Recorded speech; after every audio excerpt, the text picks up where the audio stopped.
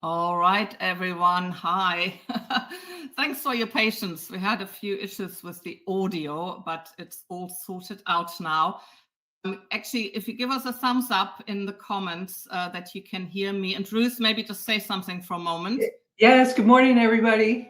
to make sure that you can hear us now, and also maybe let us know where you are from. And so, welcome everyone. so, I am really excited about today's webinar, and because AI is like everywhere at the moment, and I think there's a lot of confusion. I know that I feel quite confused. And actually, the way this webinar came about is because I wrote about something about AI in my newsletter, and then Ruth emailed me and said, "Well, Kirsten, maybe." There are things to consider and it's not all terrible. And so I thought, well, why don't we have a conversation about it? Because Ruth is an AI consultant and AI expert. Now, before we get into this and introduce Ruth, just a few housekeeping notes. We will collect everyone's email addresses today, and you will go onto each of our mailing lists. And you can, of course, unsubscribe at any time. I am also live streaming this to YouTube, I hope. I have set it up, but so if you are watching this on YouTube by any chance, I'm not monitoring comments on YouTube because I'm here in Crowdcast. So in the description in YouTube, I left a link to the Crowdcast webinar. If you want to leave a comment or ask a question, please come here to the Crowdcast platform. And there's a few familiar faces here. Hi, Terry. Good to see you. And Evelyn from Arlington, Virginia. Catherine from New York, the East Coast. So let us get started. And so hello, Ruth. It's so great to see you again. And so maybe introduce yourself, and then Ruth will also have a presentation to take us through some of the questions, that people might have about AI. Yes. Hi, everyone. My name is Ruth Beauchemin. I am the founder and principal consultant for BeMapic. You'll see that a little bit. I first got my foray in 2016 to artificial intelligence. I have been in the customer experience industry for a long time. I always point to the gray hairs for a very long time. So it's something that has been out there, and we're going to talk a little bit about the history so everybody can see kind of where AI stems from.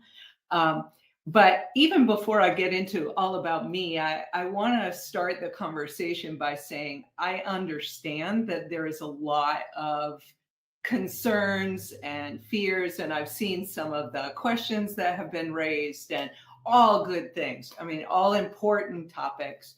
And I have found that in talking about artificial intelligence, that it's deeply personal, especially for those of us who are creative and honor originality and honor being creative and not wanting our work to be diluted by some, third party. Forget about artificial intelligence, but about third parties. And I'd like to offer also to the discussion that it also has opportunities with it to boost our productivity and to help make our professional and personal lives a little bit more efficient, that it can be your partner, right?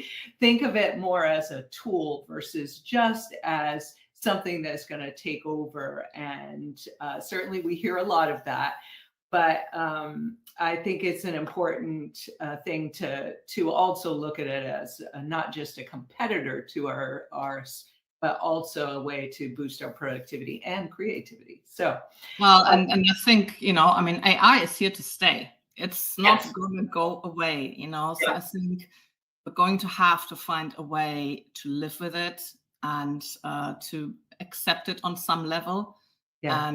And maybe be even part of making AI our partner rather than enemy. Now there will be a lot of stuff that's going to be out of our control, of course, and but as best as we can. Now, I just have one more thing before we get started with your presentation.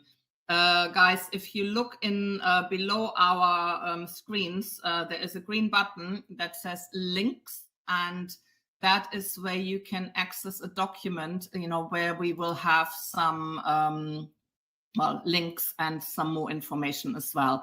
So Ruth's website is on there, for instance, our LinkedIn profiles and so on. And any links that come up during our talk here today, we will add to that as well. And if you come back, if you want to watch the replay, you just come back to the same URL where you registered, and then you'll also be able to access the link document there as well. All right. So do you want to get started? Yeah, that would be awesome. So what we're going to do is Ruth is going to have a presentation, and just open that up to make sure that it works.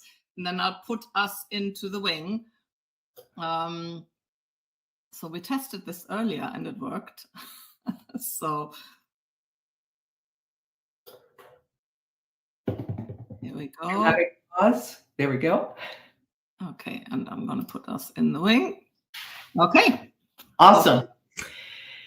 So again, I hope our foray into this gives you the opportunity to see that it's, and to ask questions later on, but also see that it has the possibility of helping you be more creative and productive too, not just listening to all the hype. So again, about myself, I've got 25 years in consulting and helping leaders. I got my foray in 2016, helping companies think about emerging technologies, and worked with some very well-known brands.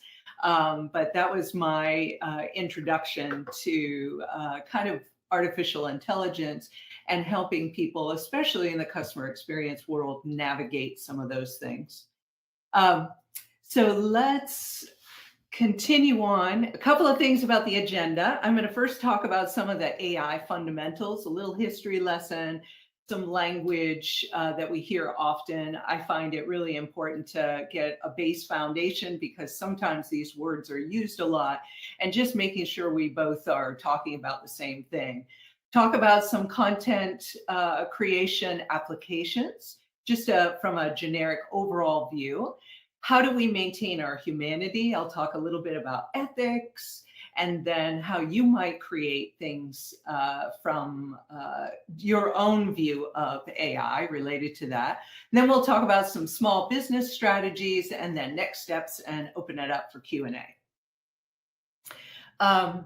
First, on the history lesson, AI has been around a really long time, and this graphic is to demonstrate in the 1950s, that wonderful portrait that we see there of Alan Turing. He was the first person that introduced what is now called machine learning. But that was in the 1950s. And in 1955, 56, there are some discrepancy on that date, but in the mid 50s is when the term artificial intelligence actually was born in a conference at Dartmouth. So I was fascinated by that. And a lot of the participants that have been in my course, I do have a course on navigating AI that becomes much more specific to the user's needs. But a lot of my participants didn't realize that AI has been around for that period of time. Continuing a little bit on that history lesson, I wanted to call out a couple of things here that I generally say to a lot of audiences. One, the definition of AI that I put here, what exactly that meant and when it was termed in 1955. But also these other things about AI winters, when machine learning took its advent in the 1990s. But for this audience in particular, and the recent surge was really born out of the 2010s. So specifically 2015 is the date when we start seeing generative AI. And generative AI is certainly the hot topic as it relates. So OpenAI and ChatGPT are certainly the things that are talked about a lot right now, and probably impacting many of you in your work, positively and negatively. So let's talk a little bit about those terms. I promise not to bore you and do this for a long time, but so key terms that I think everybody should know is machine learning. Machine learning was really the very start of artificial intelligence.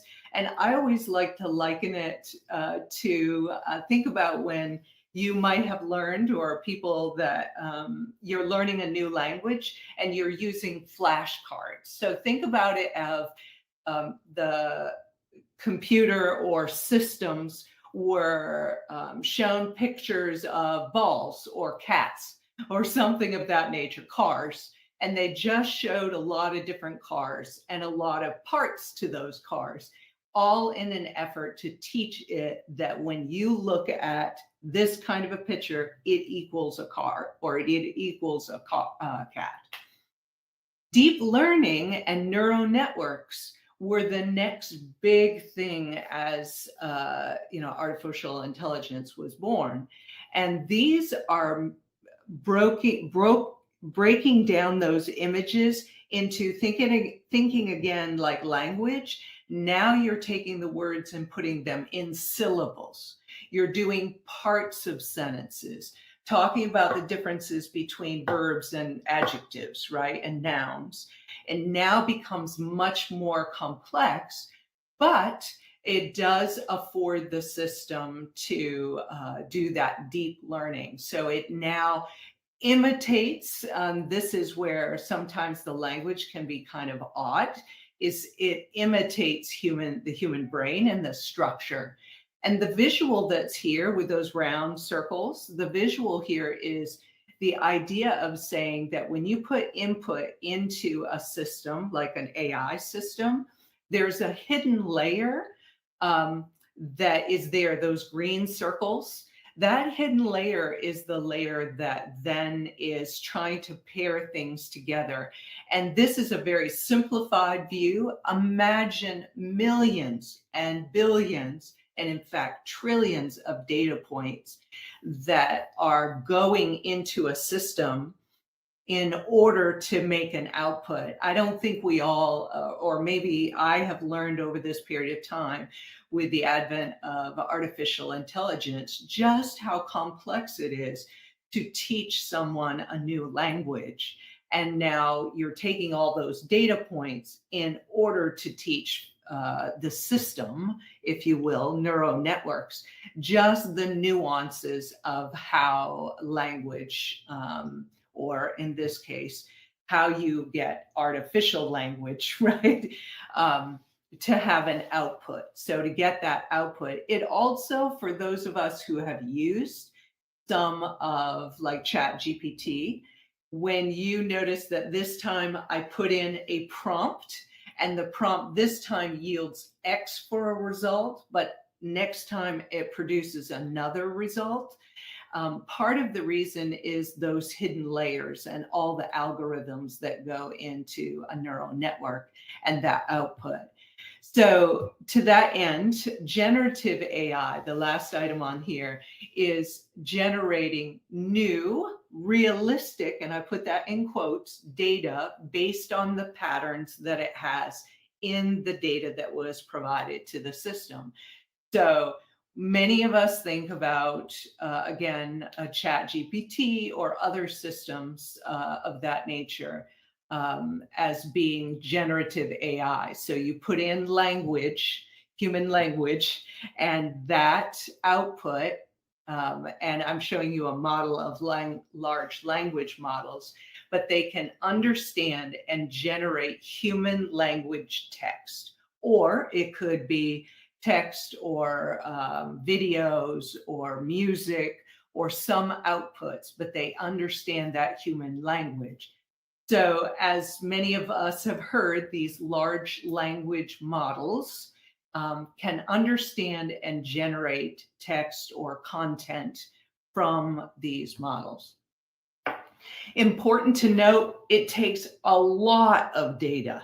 for these systems, like I mentioned before, it takes billions and trillions to get that data. And it uses very complex algorithms in order for that to produce the results. And it's continuously learning. And I think that is part of some of what we hear and what is some of the news, and we'll talk about that shortly, that we hear from a lot of folks. But large language models. One note, ChatGPT. GPT stands for Generative Pre-trained Transformer. The generative means exactly this, that it's generating language, human language text, right? It's generating content. But the pre-trained using data, massive amounts of data, and then transformer is essentially a platform. It's the system, the technology that is behind it. I think the next thing I wanted to mention, and before I go on, I'll just say that there is more than one large language model. Most folks are very focused on ChatGPT. But there's a lot of other models, and hopefully later on, as we talk about use cases or we talk about how people are using it, I might enter in some large language models that you could use for other needs that I think are prudent, and certainly as content creators and folks who are trying to use it ethically, you may want to consider some other tools that might be helpful. So we hear a lot of this. So let's talk a little bit about some of the misconceptions. The media talks about AI. I think there's a news story almost every day. Some of you in some of the questions I've already seen are raising some of those because we hear a lot about it. And I think it's important to recognize that our media is part of what makes media great is it has a tendency to sensationalize items, right? And not necessarily always doing it realistically. There's either the utopia or dystopia that AI is going to save the world and create abundance for lots and lots of people, or it's going to take over the world, right? You hear both of those thoughts. And I think it's really important, just like many things that we read in here, that we have to kind of wash it through both our ethics and our values and what we believe in, but also that we take it with some amount of skepticism and make sure that we're doing what we think is right. Job displacement, I hear, replacing humans. And these are also all valid things to think about. And I hope as we go forward, I can at least stem some of those fears for you.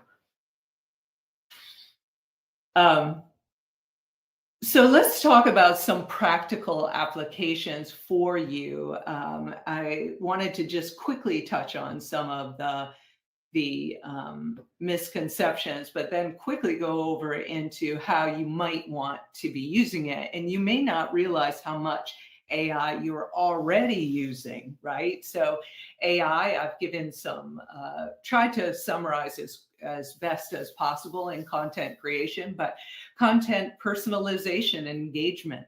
The idea of making your content specific to your target audience, right? And making that accessible to them. Those are certainly things that AI provides for us, and making recommendations that would help with that. And you could do it simple ways, or you can do it in very complex systems. So the last item in that first box is about chatbots. I have a lot of familiarity from a customer experience standpoint in chatbots, and whether you've done it professionally or personally, I bet you've encountered a chatbot. And being able to utilize new AI tools to make recommendations. So that is considered AI technology too. Quality content creation and optimization. So just the idea of being able to do market analysis and look at trends, really be able to look at your own content quality. How can you enhance that, make it better, And then there is this whole segment of generating visual content through AI or using tools that will help you do part of that. Strategic content distribution and SEOs. Those are another large category. SEO optimization. There are some easier ways to do this and more complex ways to do it, but certainly being able to do that for those of you who are in the website creation and helping your customers through that or yourself through that, that's very important.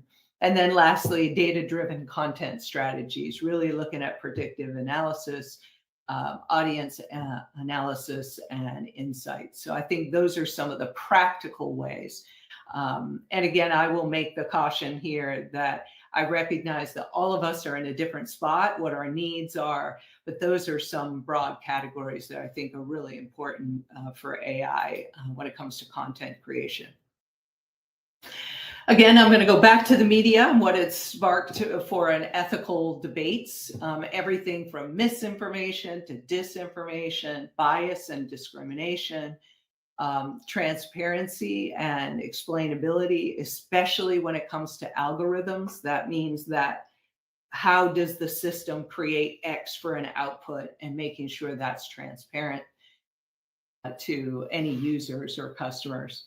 Privacy and data concerns, data security concerns are certainly very important to all of us. And then algorithm control and censorship. This is the last one I'm going to just make a brief comment about because I don't think that is as prevalent in the media as others. But control and censorship, we hear right now about how large companies are using this and using it across different countries, right? How OpenAI, right, the owners of ChatGPT, are implementing their tool. And as it gets out of, again, that's a US-based company, how does their philosophies influence as people take it into other countries, right? So we have a lot of large platforms that are being used and used by really large organizations. And I think one of the things I'm super interested in, because strategy is important to me, is how these companies are going to work ethically outside of the boundaries of traditional, I'm US based, traditional US based culture, right? When they walk into Africa or India or China, it's a very different philosophy, as we see in the news right now, which is not 100% tied to AI. But when we see in the news right now the conversations about TikTok, you can see where these clashes in ethics become more important. So for me, that's a really critical topic. So what makes an ethical foundation as it relates to AI, right? There are 5 keys that generally an organization that I'm working with, and even individuals that are thinking about AI and trying to implement, these 5 foundational items are the norms for developing an approach to how you want to have AI in your organization.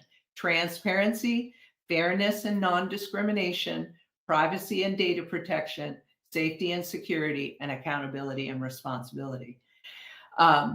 I will say that when I am, again, I have a class, and I'm not trying to plug this totally, but I have a navigating AI course that I go through. And one of the big things that I encourage everyone to do, whether you are a professional working in a corporate environment, or you're a small business owner, a solopreneur, I believe that everybody should be crafting their own AI code of conduct or AI policy, whatever you want to call it. I know Kirsten has her own, and I walk them through that. And I think the very first thing that people should consider is, what is your own value system, right? What is it that really is important to you on a fundamental basis?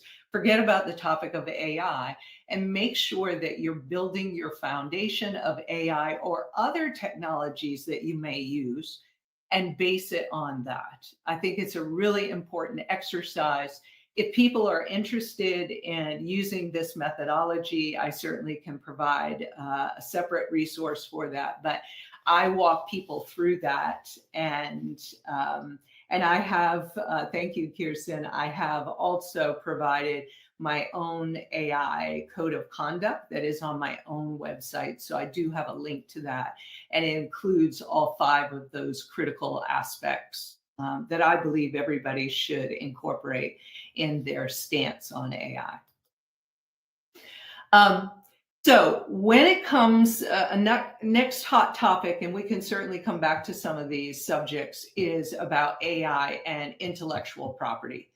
This is really, really important. Some of you have touched on this in the past, and I want to, I'll give a disclaimer. I am not an attorney. I am not an AP attorney, and I'm not trying to act like one, but there is some really important things in this space that as content creators, you need to be aware of, and you need to be aware of how you may infringe on someone else's intellectual property.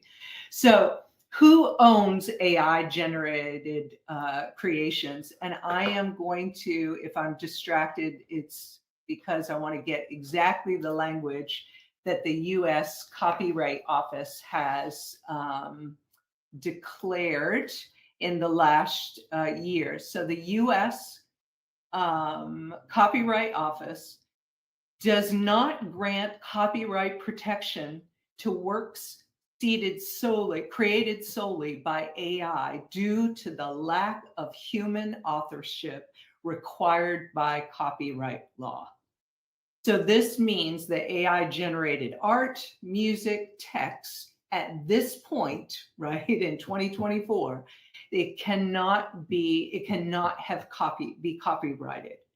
So I say that for the US. The US, I will admit, is a little bit behind in their structure and their regulations, etc., on AI. So there, for some of you who might be in other countries, or your work is being used globally, you may want to consider some of the other legal frameworks. The UK and the EU have done some work in this space, and there may be many others, right? Because a lot of discussions are in the works here, but that just gives you a quick overview. So there's a lot of companies that are following suit with this. There is gray area.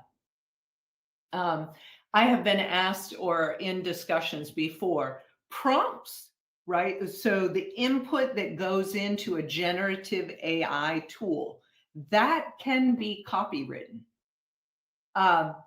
So what goes in can be copyright written, but the output, so when you type in chat GPT, that potentially could be copywritten, right? If somebody wanted to do that, but the output cannot be. Like I said, there's gray areas. I have seen some content creators who are writing books, right? Or talking about or promoting the fact that you can write a book with AI. I would just say, from my standpoint, again, I'm not an attorney, but from my standpoint, that is really challenging territory. And I would really caution highly against that. And I'm saying it very sensitively. But remember that if you put your work in there, even for some editing, that you want to be thoughtful about it. Or if you're using it for something that's not commercial, you're not getting paid for it. If I'm using AI to create a flyer for my neighborhood barbecue, go for it. But that is very different than saying, I've authored this book, but I really use Chat GPT in order to get that output. And I have seen people using it that way or saying they're using it that way. So I just would caution how you're doing it. I'm focusing on copyright. I just want to quickly talk about patents. Patents are a little bit, again, there is some gray area here. I would definitely get legal advice, but patents could be different, right? Because patents could be a process you can patent, or you could be patenting, if you were creating an AI tool and it was totally unique, right? You could be patenting some of that work, right? So patents are a little bit different. It depends on your use case and what exactly you have for innovation, and how you're working through that. So the last bullet point I put here is making sure that you're attributing AI's contribution. There hasn't been an organization that I know right now that isn't encouraging you to talk about that, right? And making sure, if you're co-authoring a book with AI, again, I would not encourage it, but if you were doing that, I would definitely say this was done with the help of AI. In fact, one of the things in one of my past classes, one of the individuals was talking about using AI to produce a logo. And I thought that's sensitive territory again, because the outputs are generated of some of those pictures are used, or images that are created from something like ChatGPT are really used from the data that was involved in there, and or in the training of the AI tool, right? So you have to be cautious and then look at whether that logo is actually something that was copywritten, or has a trademark associated with it or something like that. So again, it's cautious territory. I would recommend that anybody who's trying to do output that way just consider. And I will make the note with the logo, there's no difference in that and some of the other logo tools that didn't even have AI, that some of their logos were being adopted by other people's real work. So this is really more about intellectual property and infringement rights, and less about AI. So how do you protect your work and respect others? So protecting your work, copyright your work if you need to or think that's important. I think you should copyright it. Copyright it. You can go through the process. It's not mandatory. There are rights for work that is not officially copywritten. You still have some amount of rights, but it can strengthen any claims if you ever chose to go into litigation. Use copyright notices, including the little symbol for copyright, that little C with the circle around it. Make sure you put the year of creation, your name as the copyright holder. Maintain records of when it was created, revisions, and make sure those are published and put in literal places. Use digital watermarks for images or videos. There's some tools for that, but I would definitely encourage that you use digital watermarks for images and videos if you're using those. And certainly continually search online for any uses of your work that you're concerned about, right? To protect yourself against plagiarism. Often, many people are thinking about this from protecting their own work. I would also offer the other side of this equation of avoiding unintentional plagiarism, right? I don't think any of us mean it deliberately. Make sure you cite your sources. If you're quoting somebody, make sure you give them credit and use consistency with it. If you remember being in school, go to those APL or MLA requirements and cite your sources. There's a lot of good research for that, and you certainly can do it. Paraphrase and quote responsibly. Use plagiarism checkers. I see that Kirsten is diligently chatting here.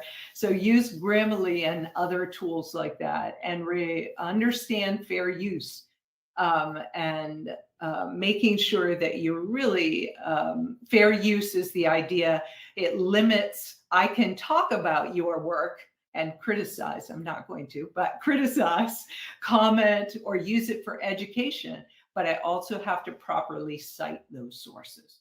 So make sure you're using that and don't unintentionally plagiarize someone else's work. I'm giving the legal disclaimer again, just because I am not an attorney.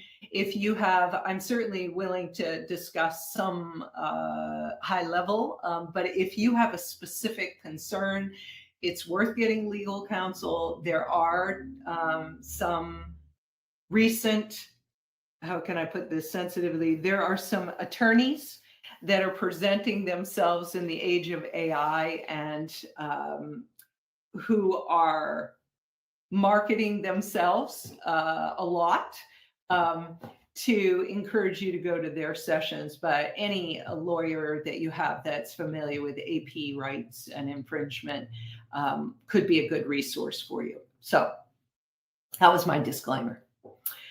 I hadn't intended to put this slide in here, and I want to focus our attention on the graphs on the right. Because one of the questions in our session earlier was about the idea of job displacement and content creators, and when I was talking to Kirsten, this idea of originality. I'm raising this because the World Economic Forum, who puts out a report annually, talks an awful lot about soft skills that are important. And I do go over this in my course a lot because I'm talking to professionals who are thinking about the future. So the top chart shows the top 10 soft skills that are needed in 2023. And the bottom one does the same thing, but it goes out 5 years until 2027. And I want to point you to number 1 and number 2 on both of these charts are analytical thinking and creative thinking. So if these are what, and as someone who's had teams as large as 2,000 people in a corporate environment, if there's something that employers are looking for or your clients are looking for, it's these qualities of being able to be creative. And creativity, in my mind, and I've done some recent research on this myself, because I talk about how do we humanize these tools, but creative and analytical thinking, creative in particular, is drawing parallels to work. I might be working on this widget, right? But I'm drawing parallels to a lot of different experiences I've had, right? Everything from motorcycle riding to running a marathon to whatever is personal to me, right? I happen to be, my creative outlet is textiles. So textiles and weaving and creating those parallels can work. Even though I might be talking to a business leader about creating a chatbot, it doesn't matter, and you can create those parallels. So I really want to say that human quality of being able to be creative and bring together those things doesn't matter. Doesn't matter what industry you're in, that those are still going to be relevant and important. So that's my plug for the, maintaining those. So what are some strategies that you can utilize for your small businesses? And how can you incorporate them? So I put 4 high-level items, and then we can talk more about some of the questions that came up. So focus on originality and strong authorship. So I'm assuming a lot here for some of the content creators, but develop your unique voice and style, right? I am a little bit of a geek. I still believe in a business plan. I still believe in creating a brand style guide, and I have one for my own organization. But make sure you create that, and really you could use a chat GPT to get that summarized if you needed a little help with it, but create your guides and make sure that you have an original voice. A pet peeve of my own is seeing people just put in chat GPT content and they have an output, and I know them personally and they don't sound anything like that, right? And it's obvious because I know them. So make sure you're thinking about what is your unique voice and style. Prioritize deep research and analysis. And I'm happy to give some tools in that space that I think are important, like using Perplexity. It's a large language model. It gives you, it cites its work, but look at those. Look at doing deep research. Don't just assume that what you're looking at is viable and important information. Offer unique insights and interpretations based on your understanding of the work, right? That's another way to make sure that your work stays original and has a strong authorship, right? Use content protection strategies. We talked about the copyright. I'm not going to repeat that. And implement technical safeguards, right, into your work. Some of those safeguards are making sure that the next one is mitigating AI misuse, limit public availability of drafts or raw material. So I would avoid attaching work that you're working on in ChatGPT. I would not recommend that. Now, if it's publicly available information and you're cool with that, whatever that means to you, that's totally fine. You have to do what's right for you. Stay informed about AI capabilities. And then the last measure is use plagiarism detection tools. We've talked about a couple, or Kirsten is typing madly in the chat. And consider selective content gating. And again, I'm going to let Kirsten, because she's the guru on Squarespace, share with you some ways that you can do some of those items. But I think those are all good ways that you can protect your information. And I want to say thank you.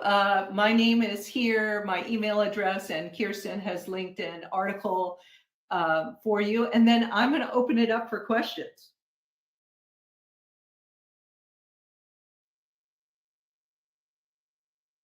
All right.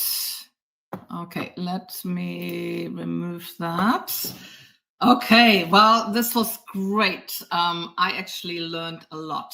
So thank you for that, especially the terminology. And I mean, it's a lot, right? There's just, so much information, but it's been really helpful to understand even the history of it. AI has actually been around for a long time. Yeah. And, so I want to actually go straight into the questions because we only have about 15 minutes left. So what I'm going to do is I'm going to, 1 second, start answering. So the first one, so I'm just going to read them out.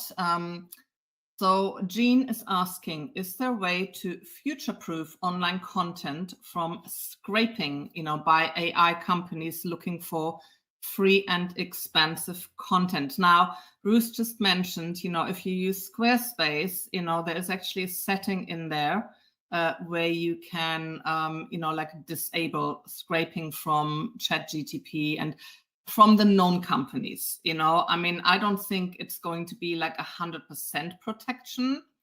And it also means that those companies have to follow a certain protocol, and actually check websites and detect that, little checkbox and or that little marker, to say, oh, okay, I cannot use the content from this, So I cannot remember exactly where it is. It's somewhere in the settings in your Squarespace website.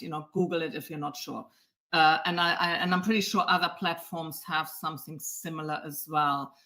Do you have any other ideas, Bruce? So I'm stuck on future-proofing, that phrase, future-proofing online content.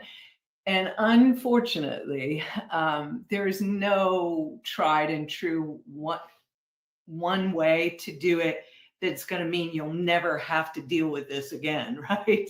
Yeah. I worked for a very large company doing fraud for them. And as people being people, there's always ways that they'll find to get around these, right? That's just the nature of human beings, right? It's not AI, it's human beings. Yeah. And I think ultimately, what you do is just use a plagiarism checker, so every now and then, and to be honest, those plagiarism checkers, I mean, I've been using like the one that I posted for years, because even before AI became, mainstream, people would manually go and steal your content, I mean, that, especially when I was a web designer, that happened to me like all the time. People were like swiping whole pages, like word for word. And so, this is not new, that this happens. So I would say definitely, just use those plagiarism checkers that are getting better and better to every now and then, just to kind of test your own, your own content. Yeah. And if you put paywalls up, that is another, paywalls will limit their accessibility to some amount of information. That's true. Yeah, that's true. So the next question is from Evelyn. If I write a blog post and then use Grammarly to edit the content, is that not using AI as well? At the bottom of every blog post case study, should we acknowledge that we use Grammarly? Yeah, I mean, it is using some kind of like AI technology, I think, and some kind of technology to, to proof and edit your stuff. Now, I have in my AI policy, I say that I use Grammarly, to check my grammar and spelling mistakes and stuff. So I don't know. Do we need to acknowledge that at the bottom of every blog post, Ruth, you think? I don't, right? I wouldn't necessarily say. I think first of all, people don't realize how much AI is a part of your life and you don't even realize it, right? And you're utilizing these tools as such. Secondly, this is in an effort for you to check other systems, right? Or grammar. It could be grammar that you're looking at to edit yourself. If you're using ChatGPT and then getting it, it will generally rewrite your language. So that one, I'd probably say no to the latter, and the other ones are fine, right? Yeah. But again, this might come up again, but in ethics, you really have to sit down and what's important to you. Are you willing? Do you have to write every single word on a piece of paper with a pen? Is that fine? I mean, is that what originality means to you? That, for me, that's not necessarily what it means, right? Yeah. I mean, and again, in Grammarly, you can actually use the Grammarly built-in plagiarism checker. So just run it through that. So you will already know if this has been used elsewhere. And if nothing comes up, I mean, or if something like stupid comes up, which is sometimes does, I don't think personally I would do that. I think personally I have my AI policy, which is very clear on how I use some of these tools. And I feel, since most of my content is still me, I mean, I know Grammarly makes suggestions, like really like changing everything. I never use those, I literally just, because English is not my first language, so I just use it to mostly commas, I never do the commas right. So, yeah, but I think, see what you feel comfortable with. In the very least, I think, have an AI policy and post that on your website. I think that's very least, that we should all do probably. Mhm. So I'm going to run a little bit through the questions so that we can answer as many as possible. So Amy is asking, how can we use AI ethically? Meaning, make sure we're not either plagiarizing or violating someone's intellectual property. And how can we ensure we're not replicating the implicit biases inherent, in the source material, like what ChatGPT is using, which kind of touches a little bit on what you talked about earlier, Ruth, where we go into other cultures, and using this source material that is very yes-based and biased. And now I would definitely say, again, use the tools available to check that something isn't plagiarized. There are tools out there for that. So definitely do that, if you are using something like Grammarly or something like that, and there are, I really appreciate, did you say Ali or Amy? Amy, oh, sorry, actually, hang on, let me just post the question up here. I really appreciate the last part of that about making sure that you're not unintentionally discriminating or being biased. I think that is so critical. And there are tools. Look up Debate Devil, or some other tools like that will try or you could put in some well-crafted prompts into ChatGPT or other tools to ask them to read your content and say, is there another view, right? Ask them to debate that. And I think that is so, I really honor you and thank you for raising that, because that is so important. And yeah, that's such an important topic. Thank you. Yeah. And I think we will hear a lot more about this as well. Yeah, but there are some tools that you can do that are trying to help with that critical thinking. Yeah. So Debate Devil, can you later put that in our document, a link to that? I've never heard of that one. So thank you, Amy, for this question. The next one is Ali, who is asking, for content creation for small businesses, what would be your recommendation for effectively communicating to your audience that our website content, including blog posts and text images and video, is not AI generated and reflects our genuine voice and creativity? Is the best practice? Is there a best practice that you can advise? And I'll just say again, have an AI policy, link to it in your footer, and also say something in your footer. So I say, for instance, in my footer, 100% human, and then people can click on that. So start with that. Yeah, I think that's beautiful. A disclaimer, right? Something in there that is always saying, we value originality, all that kind of stuff. So would the course that you mentioned, would that also help with something like this, Ruth? I think it does help people become really articulate in what they value and what they want to use it for. Okay. Because remember, we're focusing a lot on some of the negative aspects of it, but it also helps with productivity, and there's a lot of other cool tools. But yes, I think it will help you articulate that better. Okay. Make sure you put a link to your course in our document. Okay. Sure. So let us move on. And Amy is also, I don't know if it's the same Amy, I'm assuming. Aren't plagiarism checkers themselves a type of generative AI? Not really, right? They do have functions that are connected to generative AI if you want to use that part of it. But the plagiarism checker is literally like a Google search, right? Except for it's going out and it's developed proprietary technology, obviously, to do that. And as Kirsten mentioned earlier, their plagiarism checker has been around as long as I've, when I was in school, right? Which is a couple of days ago. Yeah, that's right.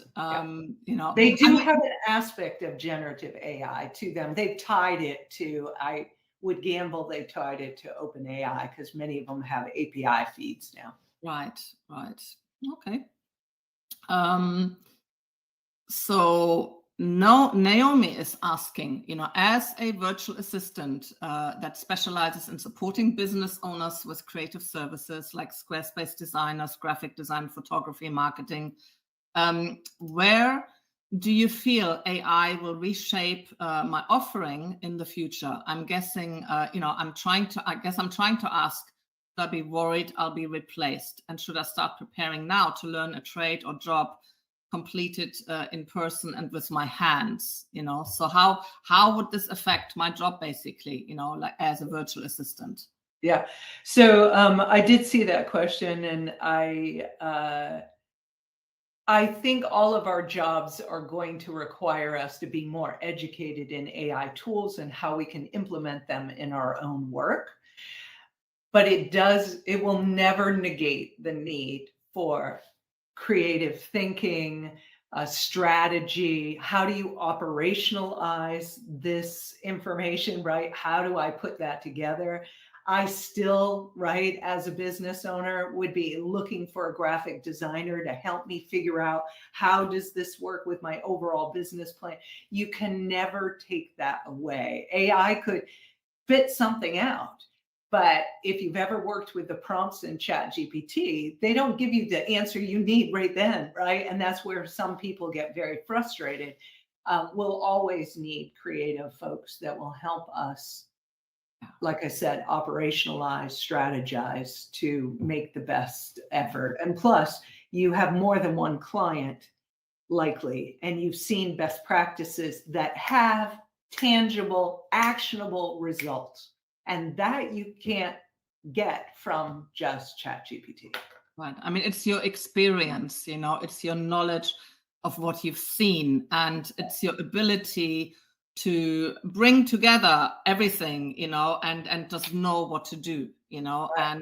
and I also feel like, there are a lot of opportunities for people like virtual assistants, by, as Ruth said, making yourself knowledgeable on AI tools and, the landscape of AI, because you can actually use that as a selling point, where you say, well, hey, I can, for instance, help you make sure that your content is not plagiarized, or that your content doesn't plagiarize, Right. and, so this could actually become a skill set of yours. I Because I saw can that. see a lot of business owners not wanting to have to deal with this, And they aren't you're saying virtual assistant, but they're not focused in marketing, graphic design, photography, and marketing. They're doing their own widget, right? Whatever that discipline is. And being able to have someone who knows what's in that landscape that will work for them is so critical. So don't sell yourself short. Yeah, no, yeah. And I don't think you need to really be worried. I think there's a lot of opportunity, actually. Mm-hmm. Great question, though. I really, really like this question. So the next one is actually from Lenora, who is not here today, but she asked this question on LinkedIn.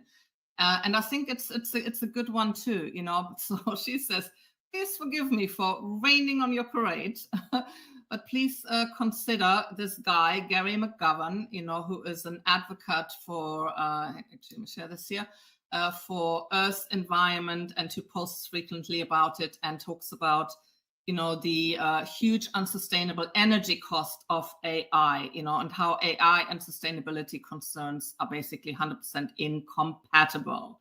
Mm-hmm. I know that's a big topic, which we're not going to resolve here in like a minute or two. Maybe you just have like some thoughts on this. Yeah, there's no doubt that technology, because it's not just AI, it's all technology, has put more needs on the environment. It does have an environmental impact. Everything from the computer chips everybody hears about, and the resources that it takes literally from the earth to create these, to the large energy. Certainly AI and technology is not the biggest contributor of environmental impacts. We have our agriculture, energy use, et cetera, bigger impacts, but certainly it's known. I think I would counter also to say it is very important, but also AI is making strides. The one that thought was super cool is lime, that is used for construction, and that technology has created new resources by using AI. They've discovered new things that they can use to lessen the burden on the environment. So yeah, pros and cons. We do have to find sustainable ways to do more of this. We're all users. We've got to be a part and make that a bigger conversation. So I think it's an ongoing discussion, but certainly no. Yeah, I agree. No, great answer. We only have one answer left, so we've done well. This is from Shona, and she says, well, I don't actually know if that's really even a question. I think, hang on. I think AI really has the potential to finally level the playing field between giant creators and small businesses and let us into the market where we would have never been able to compete before. I love it. I think that comment is, for me, it's exciting to think not only small or solopreneurs being able to compete, but also people with disabilities that wouldn't have had the ability to even be in this world, or not to be in the world of competing with others. And I just think there's so many opportunities that not only is it here to stay, but the more people who can get educated, and that's why I'm so passionate about it, is more people can become educated. We can have a seat at the table, have more conversations about sustainability and other topics, but also find ways that we can use it and thrive. One study shows that now there is the thought that only 3 people could make $1 billion company. Instead of before, it would have taken a mega company with thousands and thousands of people and a whole bunch of money. The idea that you can have a thriving livelihood and have fewer people is really encouraging. And it allows us all to be creative in whatever our field is. Yeah, absolutely. I mean, I think we're just scraping the barrel, the bottom of the barrel, with everything that is going to come. And I feel, I'm very passionate about originality and about human-made, and this is definitely a focus of mine. I really, feel original content and original thought and critical thinking, creative thinking. Those are all really still very, very important. And that's what I feel passionate about. But I also think, we can help shape the future of AI, even as solopreneurs, because there's a lot of us, and, so and that's partly also like why this whole calm business movement, that's all about that. And, so let's spread the word, and let's help shape this, and on a final note also, let's also consider some of the positives. My husband works in medicine, and he says AI is going to change medicine. It's already, it's going to have such a positive impact on it, and so there are definitely going to be positive things, and so yeah. Well, we've run a little bit over, but that's okay. Thank you so much, Ruth. Now, again, in the document, the links, you can find Ruth's details. Definitely connect with her on LinkedIn. And I'm sure if you have any questions or anything, you can reach out to Ruth, and via her website or LinkedIn. And Ruth, make sure you link your course in there, because I think that's a really good course. And so Ruth, I want you to stay on for a moment when I stop the recording, so we can have a debrief. But thank you, everyone, so much for coming along. I hope this was interesting. It's a big topic, but I hope that this was helpful. Thank you, guys. I'm going to stop the recording now. Bye.